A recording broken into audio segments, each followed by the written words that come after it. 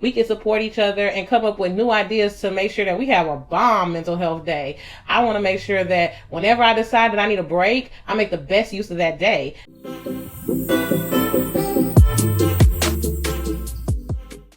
What's up, good teachers? Welcome to the Teacher Help Desk. My name is Chinyere Jackson, and here we share tips, tools, and resources to help teachers navigate teacher life like a boss. Today we are talking about teacher mental health, and I hope you're ready for a good one. Sit tight because I got some good tips to help us improve our mental health during this pandemic. All right, you guys, let's get right into it. I want to start off by recognizing that we as teachers, we might have a little bit of a problem. And I mean, it's mainly because we have a big heart. So it's kind of hard to approach it as a problem per se. But if it's something that is not helping us and our mental space, then it's something we have to address. And the words that I'm going to use might be a little strong, but it's self-sabotage.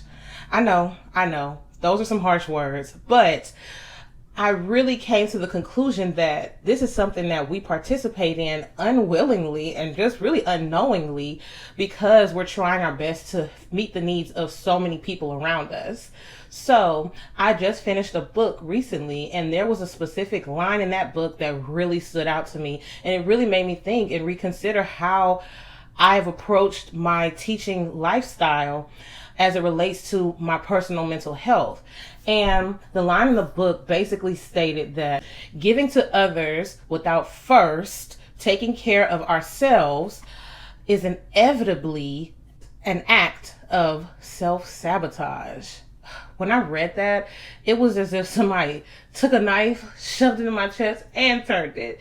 But it's true. When we give unto others and never give anything to ourselves, it is an act of self-sabotage. It's like we do this out of neglect to ourselves, and it's almost like society has made this okay.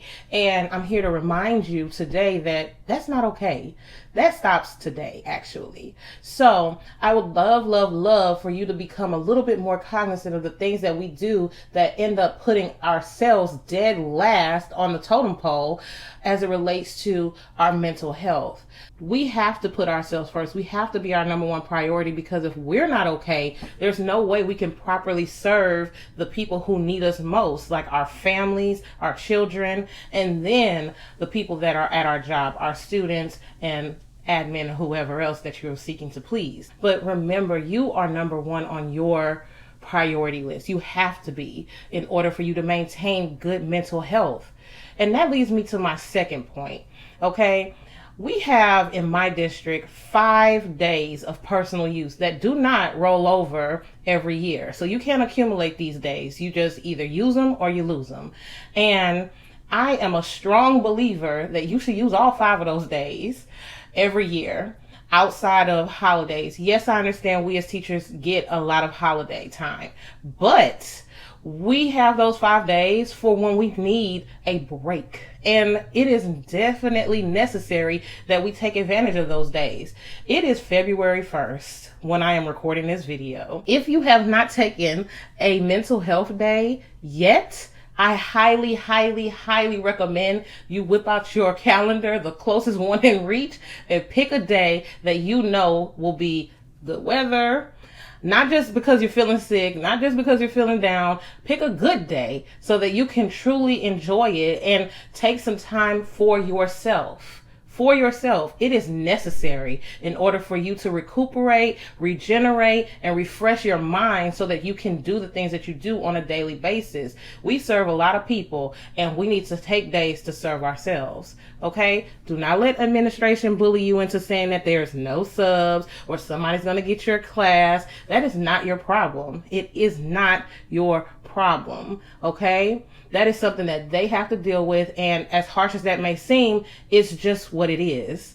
You have to put yourself first and not let anybody keep you from maintaining good mental health. And that's on period. Okay? My last tip that I have for you guys is to choose calm over chaos. So what I mean by this is you have to start considering establishing some routines or getting your hands on some tools that can help to support creating this calmer environment in which you work. Okay, I understand that there's a lot thrown at us on a regular and consistent basis, and that is particularly why my number one tool that I use is my virtual TA app. Now, I know, but I gotta throw in my shameless plug because it truly is a lifesaver.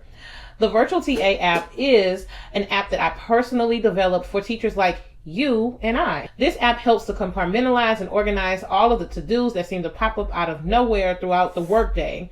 Whether you're running to the restroom and a coworker asks you to share an activity that you discussed, or you want to remember to contact a parent for whether praise or a negative report home, or if you want to keep track of all of the little agendas and things of that nature that you happen to receive as you go to different meetings with your team, with the staff, with committees, whatever the case is, the virtual TA is meant to have your back. That way you don't forget to do things. Like I said, I know it's a shameless plug.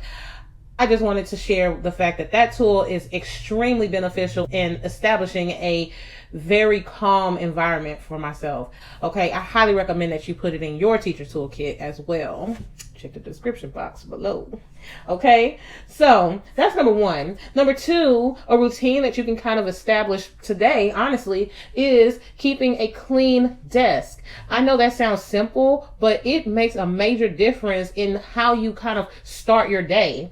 When you come into your classroom and there is paperwork up to your eyeballs waiting for you to grade, or you have a slew of assignments that you still need to plan and it's spread out all over your desk, or you've been prepping for a lab or some kind of group instruction that is still prepped all over the place, it does weigh on your mental health. It just makes everything seem heavier. Then you have a clean desk and a clean start every morning when you come in. It's almost like a sigh of relief. I didn't always believe that this was true until I put it into practice, and now I ain't never going back. Okay, you couldn't pay me to go back to having a junky desk.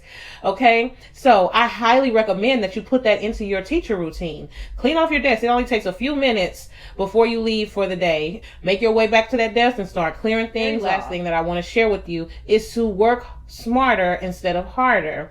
And what I mean by this is we're in a time period where students are constantly deciding to go virtual or come back to face-to-face and then go virtual. In order to make sure that I am not constantly doing double work, I basically decide after each holiday, I am going to have at least a week of virtual activities. That way, everyone's doing virtual for at least a week, because I know that parents are slower to send their students back to school when holidays have just ended, because they feel like there was no social distancing amongst individual families, and those individual families send their kids right back to school.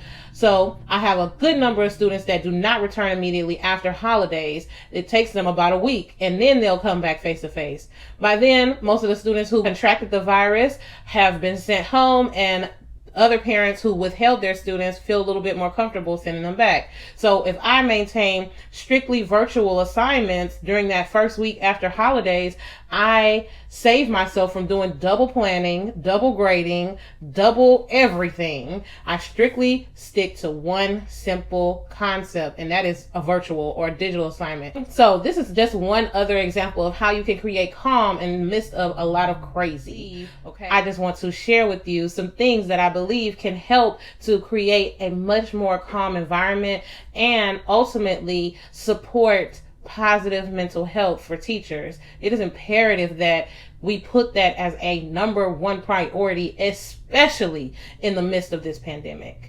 Okay, so until next time, I cannot wait to talk to you again. Please, please, please leave me a comment below about what you like to do when you decide to take a mental health day. That way we can support each other and come up with new ideas to make sure that we have a bomb mental health day. I want to make sure that whenever I decide that I need a break, I make the best use of that day. And by you sharing in the comments, we can all make sure that that happens.